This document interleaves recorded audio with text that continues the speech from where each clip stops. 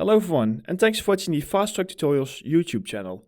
If you end up liking this tutorial, then make sure to check out our full courses. The links to these are posted in the description. So in this quick tutorial course, I will show you how to create corner damages that are generic and can be placed everywhere. Now basically what this means is that we are going to create corner damages in a form of a decal.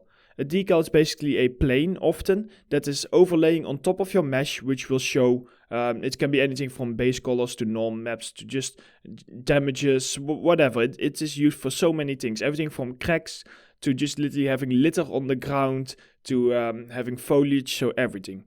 Now the way that we are going to use it is we are going to create some sculpt of like a corner that is damaged. We are then going to translate that sculpt into a 2D surface, and we will do that by baking it down from high poly to low poly. And then we will use that 2D texture, which is going to only be a norm map and a mask, and we will use that to then map it on planes, and those planes will be placed over corners. Then, using that along with some specific smoothing, will result in a very nice damaged corner while still showing the textures below it. I will show you how this will look like. I will probably show you inside of Unreal Engine 4 and maybe inside of Marmoset, although it is easier to show him in a game engine because you have more control over the shaders. So I'm going to get started. We don't need to do a lot inside of a 3D program. Just create a cube and set the Y a little bit longer to like 3, so that we just have like a long cube. The longer you make it, the more variation you can make in your sculpting, but of course also the longer it takes to actually do your sculpting. So let's say something like this, very easy, it's just a basic cube. I'm gonna go ahead and export this. There we go. And now what I want to do is I want to go into ZBrush over here.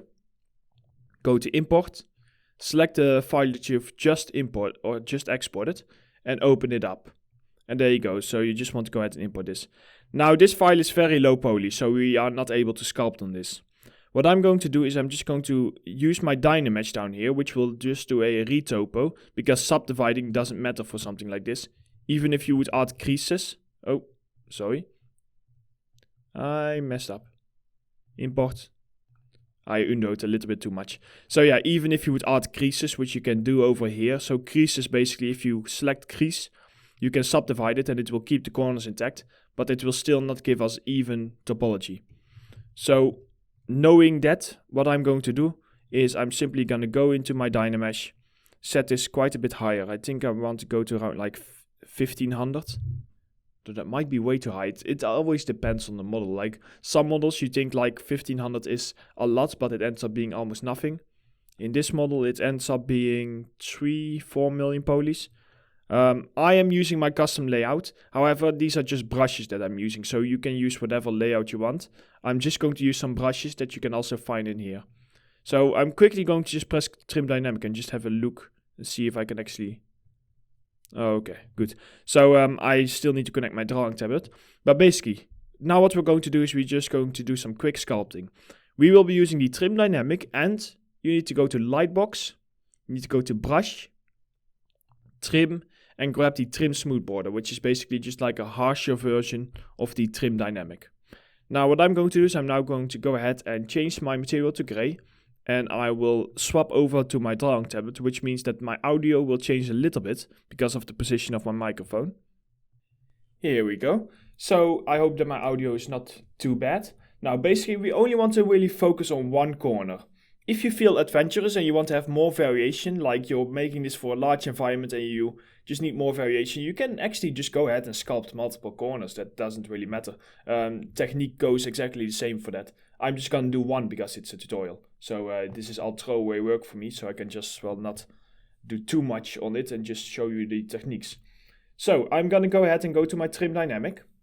And then I want to go to my alpha and set this to a square. This will give us a little bit more of like a squarish look. Now I'm controlling my brush size using my drawing tablet, but you can do it up here also. What you basically want to do is you just want to break up these edges over here. Now the top edge and the bottom edge, this is generic, so it needs to be a little bit tileable. It doesn't need to be 100% perfect, but we still want to keep it quite tileable. So what I'm going to do is I'm first going to go ahead and I'm just going to give it like a little bit of like, just like some tiny damages like that. And I'm going to do that same over here at the bottom.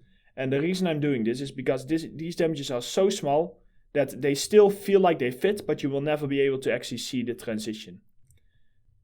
So what we're going to do now is we are basically just going to break up these edges to make them feel a little bit, I'm gonna go for like concrete. You can go metal, concrete, wood, whatever. Doesn't really matter, whatever surface you have. I'm just gonna go for a simple one, which is just some basic concrete style.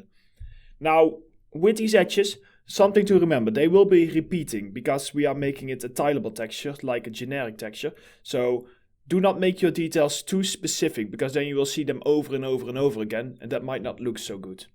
Next thing is that I have down here in my UI the orientation.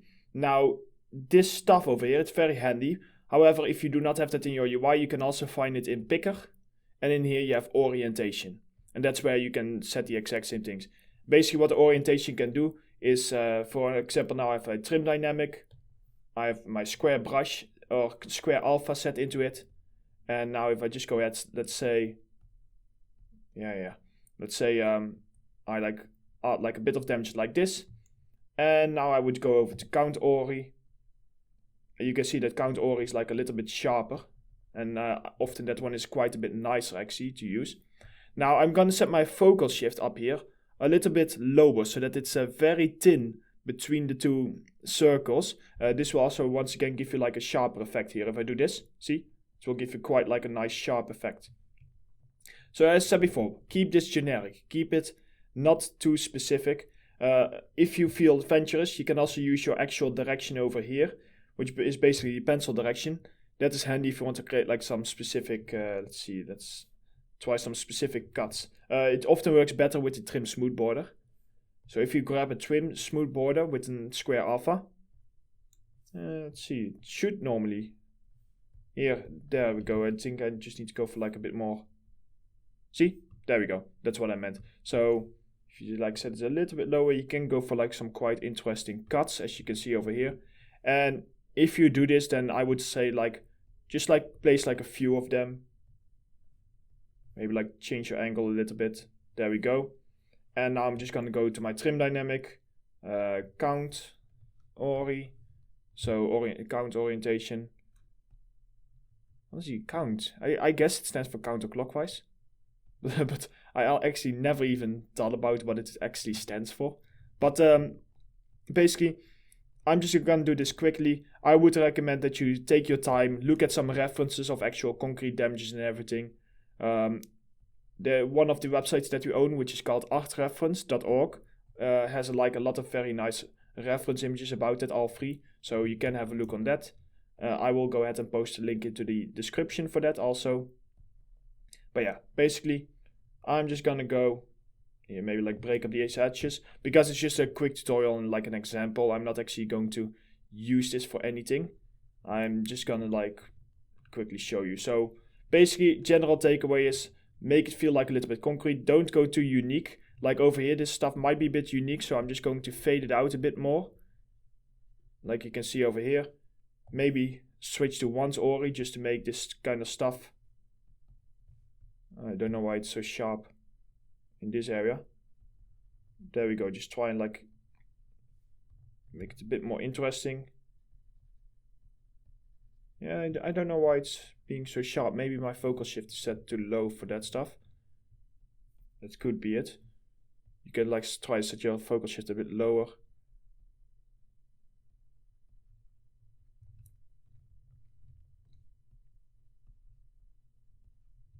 There we go. So yeah, let's say we have something like this. So we just have some concrete damages. There we go. Just something basic. Now, what you want to do now is, so you have this shape that's looking good. So I'm too picky. I shouldn't do that in in a quick YouTube tutorial. So yeah, let's say we have these damages. Looking good. Sorry, I can't help myself. Just need to fix it a little bit more. Okay. Now I'm done. So these concrete damages, this means that we just have like a basic high poly. So we can go ahead and we can export this. Call this corner_HP. And just press save. And just give that a second. Now while that's doing that, I will go ahead and change my drawing board position. There we go, so now the audio is hopefully a little bit better again. And we're just gonna go ahead, not to Marmoset, to Maya. And what I want to do with this one is I'm just gonna go ahead and I'm going to select this face and press Ctrl-Shift-I to invert your face selection. So invert your selection and just delete everything else. Because all we are focusing on is this one corner. Now I'm just gonna quickly go to edge, and because we have broken up this edge, it has created a little bit of a bevel. So often it works better if we also in here give it a little bit of a bevel or a chamfer, depending on which program you use. So I'm just gonna go ahead and I'm going to give it like a quick bevel, and I'm gonna set it very low. So 0.1 is even way too high. 0.05, too high. 0.03 to 0.02. There we go. So let's do 0.02. Okay, great. Now the next thing that we need to do is we simply need to go ahead and we need to go in our UV. So I already have my UV editors up here, but you can of course also just go in UV and go here. And all I will need to do for this is I need to create a very quick and simple UV. I do this by going into, actually we can stay in object mode, by going into UV, and let's go for best plane. When you do best plane, you can select a face and you can just press enter, and it will just quickly create a UV based upon the direction of that face. Now the reason I do this is because all I need to do is select it, go down here to unfold and just press unfold. Let's quickly freeze our transforms, because sometimes the UVs are a bit messed up when we change our transforms. So if you quickly go to modify and press freeze transforms, and just for good measure also go to edit, delete all by type and history. Let's give that another go. So UV, best plane, select it, unfold. There we go. See, that looks a little bit more logical. So we got this piece. Now with this piece, what I want to do is often I tend to just go to modify and press layout, because it will already like push it to the very corners. So we need to basically have this repeating.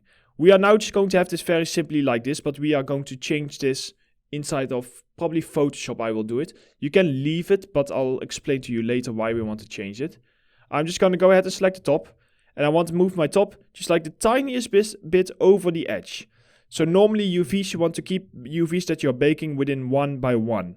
However, in this case, because we are making them tileable, just by simply pushing them a little bit over the top, what that will do is it will make them repeating, and because we took the precautions of it inside of ZBrush, you should not be able to see the transition, or it will be so small that we can literally fix it inside of Photoshop. So, what do we have now? We have a low poly cube, we have some UVs, we want to go ahead and we want to just shift right, what am I doing? Sorry, mesh display, soft edge, so you just want to give it a soft edge. And the reason you want to do this is because baking on a harsh edge like that, then you will be able to actually see those corners. So we just want to make everything nice and smooth. And I'm just going to re-export this once again as the corner low poly. There we go. So we have a low poly mesh that is smooth, that has a basic UV that is correct. And we have a high poly mesh, which is just a ZBrush sculpt. Now I'm going to use Marmoset. You can use any 3D program you want that handles baking. It all pretty much works the same. The reason I use Marmoset is because I just prefer it. I find it the quickest and the easiest one to use. So I'm going to keep this very basic. Just simply go to your new bake project up here, just a little bread icon. And then what you want to do is if you just quickly go ahead and import your low poly OBJ and your high poly OBJ. So I'm just dragging that in. There we go. Drag your low poly under low, your high poly under high. Now, first of all, go to low and just turn off auto bake, because else while we are changing it, it will try to change some stuff. Just deleting this metallic material. Now I'm going to turn on my high, because I want to make sure that my cage, which is this green bar, is not sticking through the high. So you don't want something like this where you can see that it's sticking through. You want to set the max offset until nothing is sticking through anymore. Once that is done, you're pretty much ready to go. So you simply want to go to your bake project, set an output over here, and I will just call this corner underscore bake. Save. and we only need a normal map. So all you want to do is just press the normals. Let's go for 16 samples, and I'm just gonna keep it 4K. That's totally fine. So I'm gonna press bake. And what that should do, here if we now turn off our high poly, we can press the little P button to preview. And there you go. This is now our low poly, but it has our bake on here. So as you can see, it looks almost like it is low poly, but it just looks almost like it's a nice looking sculpted corner. And that's the whole goal of this. Also, the goal of this is that we can make it, if I press Ctrl D, repeating. So you can imagine that if we place this on a plane and we just repeat the UVs, well, of course I'm doing this quickly, so when I would do this nicely, you would not be able to really see the transition because it's so small, and then you will just have this very nice and repeating texture. Now, I will now go ahead and I will just clean this up. So let's just open this up inside of Photoshop. Here we go, and I'll show you what I mean. So we have baked this, but you might know that about texturing and UVs is that you do not want to waste a lot of space. Right now we have a 2048 by 2048 texture for something that we are only utilizing like what? A few percentage of? And that feels a bit overkill because we have all this empty space. Now normally what you would do is for this empty space you would just have like a bunch of these details because you can use this for everything from cracks to more contents and everything like that. So normally if I would make this for a game, I would be going in and just like having a few different variations on the same sheet. I would have like some cracks on this sheet so that I can just reuse and just cram as much as possible in this texture. But that's not what this tutorial is about, so I just want to clean this up. If I have a look at this, I can just use my selection here, and then you can see that it is 2048 by around 120. So if I set this, if I go new, so if I'm gonna go for a height of 2048 and a width of, you want to keep it even, so 64, 1 to 8. Let's do 1 to 8, so that we keep even numbers. Now all we really need to do here is I can actually, I can just close this normal. I can just redrag in my normal in here. I can go up here and just make sure that the height is set to 100. And the width is also set to 100. So that it's just correct scaling. And then just hold shift and just move this into the position. There we go. Okay, I don't know why it is giving me that tiny little bit of... Here, see? So little bit of normal, but just let's go ahead and just move this up. Maybe something in the baking went to a little bit. It's probably the end, because it's the very corner. It's probably picked up on that and tried to like give us a roundness, because our high poly, the corner is not perfectly square. So just do something like this and then it should be totally fine. Now, if you really want to make 100% sure that it's stylable, another thing that you can do, there's many ways to do this. But for example, you can select this tip. You can go to your move tool, hold Alt. Hold. What am I doing wrong here? Photoshop changed. It keeps changing. I'm just gonna duplicate the layer. It doesn't really matter. What I want to show you is if I press Ctrl Shift I and just delete everything else. Rasterize. There we go. Oh, that's it. It's because it was rasterized. You cannot see it, but you need to rasterize your layer, because right now it is a smart object, but this is so thin that I was not able to see that. But basically, let's say that we end up with this little strip over here. All we will need to do is go to Edit, Transform, and flip it vertical. Sorry, I meant do select the right one. Flip it vertical over here. 1 second, I'm messing up over here. I'm just gonna go ahead and press cut. Just ignore what I'm doing over here. This is just me. Edit, paste, there we go. Because it still had some leftovers. Okay, as I was saying, we have this little strip over here, which should fit properly. There we go. Now if we go Edit, Transform, Vertical, it is now flipped, and now if I just simply move this, Photoshop, why do you... Ever since I'm used to like the older Photoshop, and in the newer one they made it that as soon as you select a layer, it will just move that entire layer, but I don't like doing that. So basically over here now you can see that now we have replaced this. So this is now here at the bottom, which means that it perfectly transitions. Now if I would right click and merge these layers, I can then simply go over here to my clone stamp tool, and I can just fix this transition over here a little bit better. There we go, just to make it look a little bit nicer. But as I said before, I'm personally not as picky. I would make this perfect if it is like for production, but for a tutorial, I'm just going to go over this very quickly. So we have this norm map. We can go File, and we can go Save As. And I'm just very quickly going to save this as like a TGA and just call this corner underscore damage underscore normal. And now what you can also do, some programs, not all of them need this, but some of them do like to have like a little mask. And for that mask, all they require is for you to make a new layer. Go to your brush and just grab like a soft brush. Set your mask to like white and just basically do like a very rough, something that's very rough that looks like this. You want to keep fairly close to the edges, but I'm not going to worry about that because once again, I just want to show you the techniques. It's not so much about it making it perfect. Because at least if you're anything like me, then when I am watching a tutorial, I just want to know how to do it and then I can spend my own time on it, rather than needing to see someone going back and forth like I did with the sculpting for a very long time. So you want to do something like this. Select the layer below it and just go down here and add a solid color, make that black. Ta-da, you have a mask. So you can also just do it like a Save As, TGA, corner damage underscore mask. And there we go.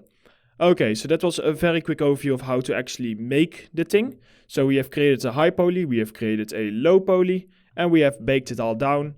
And then into Photoshop we have minimized it so that we are not wasting as much space. So we now have a very nice norm map and a mask. Now I will show you how to actually use it. So I will just very quickly set up a cube. I will just do this with a cube. So if we go over here, the cool thing about this is that we can actually reuse this shape. So if we go to this shape and we go ahead and just right click, let's assign a favorite material and assign a new Lambert material. So that if we go in here, we can call this corner damage. And then if you just quickly go into color and just apply a file, you can go ahead and you can actually grab your normal map. Over here, corner damage normal, open that up. And now all we need to do is we need to go up here into texture view. We need to quickly go into our UV map because of course what we have now is that we have it stretched out because it's way thinner. So what I tend to do is I tend to just very quickly go up here and I'm using my shelf. However, this is the split selected edge ring, which you can also find in mesh tools. And here you can find insert edge loop, that's the one. And you basically just want to create like a loop from a little bit closer. Remember how we don't want to go too close, but just something like this. Now when you do that, you can delete these outer faces because all you need is you need the corner. You don't need anything else. So at this point, I simply go to vertex mode and select all of this. And then I'm just scaling this up. And I'm just placing this so that these bevels over here, I use them actually as a guidance to place them into the center. And then what you get is you get just a very easy corner dent. See? So you end up now with a plane that has the texture on it, that is long, that is not stretched or anything like that. Now all you really need to do now is I'm just going to quickly go to tool settings and just reset my pivot so that it's in the center. And I'm just going to show how to do it on a cube. So we are just going to simply have a cube. Here, let's just make it like a bit bigger. So I'm just moving my corner dent out of the way. So we have this cube. Although it's not needed, I do like to always give my cube a little bit of a bevel. Wherever I have a corner dent, I do like to give the edges a bit of a bevel. For two reasons. One, if we need to place this as close as possible to our mesh. And because we have a little bevel here, which I chose to do, you can do it with a sharp corner. But I find that the sharp corner, the quality is just a little bit less. So you kind of want to also create a bevel in here just to get it. And also because it just, to me, the smoothness, it feels like it accommodates everything a little bit. So I'm just going to very quickly like select all of my edges. I'm just going to add a quick bevel and make this very low, so 0.02. Too much, 0.01. There we go. And now all you need to do is, this is a decal, so it's a plane. You want to move this plane, and you want to move it very close to your mesh, so that it's almost clipping. Like, you can be quite flexible still with this, because it's just like a norm map. But you basically want to do something like this, so that it's not clipping when you look at it close. Now, a cool little trick that you can do is if you select these vertices, because it's not long enough, instead of us duplicating this mesh and cutting it up, you can go to your tool settings over here, which you can find like window and it's somewhere in here, tool settings, general editors, tool settings. You can press preserve UVs. And now if you do not make any drastic movements, but just up and down, you can see that it will just preserve your UVs and it will just keep it tiling. Make sure to turn it off after that. And there you go. So what I'm going to do off camera is I'm just going to go ahead and I'm going to place all of these. So you just basically want to clone it, and you can like, I'm just going to like rotate it. So I'm just going to place these all around just for presentation purposes. And I'm going to select my cube, and I'm just going to go to my, where are you, mesh display and smooth, because now that we have bevels, we can just smooth them and they will just become weighted normals. I have a tutorial on the weighted normals for this, and I also have a more in-depth tutorial on how to do baking inside of Marmoset for this. So you can have a look for both of these. So I will see you inside of Unreal, where I will have placed these corner dents all around. I have imported my cube with its own material, and the corner dents have their own material. And then I will show you how to set it up and show you the actual power of it. Okay, so as you can see, I've just placed my planes all the way around. And here we are in Unreal, and I have just imported our cube along with the plane, so they are just two different materials. I have also imported my mask and my normal. Don't forget in your normal to just quickly press the flip green channel, because Unreal Engine reads it as DirectX while Marmoset bakes it as OpenGL. And once you've done that, I'm going to do this super sloppy. So all you want to do is make sure that in project settings, you have deferred or debuffer decals turned on, which is over here. Debuffer decals, make sure that that is turned on. I'm just going to super quickly create a material. I just call this corner. And I'm just going to open it up. I'm going to drag in my corner dents normal and mask, because this is very easy to set up this material. And all you really need to do is go into your corner. I'm missing something. There we go. Go to material and set the material to be a deferred decal. Blending mode. Masked or translate. I think masked. I always forget which one this. And no, sorry, not. And then decal blend mode. That's one you want to set to debuffer translucent normal, so that you only have a norm map and an opacity channel. You plug in your normal. You plug in your opacity. See, I knew it. It had to be translucent. Set your blend mode to translucent, else you will get the error. I always forget. But yeah, basically, you save this. And now basically what it is doing is it will only show up in the normal. Which means that if we have this nice little cube over here, as soon as we drag this on... Oh, we cannot drag it on. You need to actually select it because it's a decal. Go down here and I will just drag it in here. Boom. There you go. Corner dents. And you need to go very, very close in order to even see that they are not part of the mesh. But just like this, you can see how powerful this is, because I'm not doing any special baking. So that means that if I would actually spend the time on this, I can have massive buildings, or whatever I want, even buildings like that and everything. I can just break up the edges simply by moving a plane along it. And that's how we also do it in the game industry, on big budget games. We often use these kind of techniques also for cracks and everything, just to have like some extra cracks. And it will just add a lot of more detail to your models, especially large models, to break them up. Because for a large building, you cannot bake in a unique normal and actually do all the sculpting on it. That would take too long, it would be too much texture memory. So what they often do is they simply do a decal technique like this, and they just slap that on the edges, and it is less time, less texture memory, and it is quicker. So there we go. Now, this was very quick, so I hope that you get a general idea of it. Feel free to experiment with it a lot more, but this was just a quick overview of it, and I hope you enjoyed this tutorial. Of course, make sure to like and share it if you did enjoy it, so that more people can see it. And I will be making many more of these kind of tutorials, so if you have any suggestions, then please let me know in the comments. So, until next time.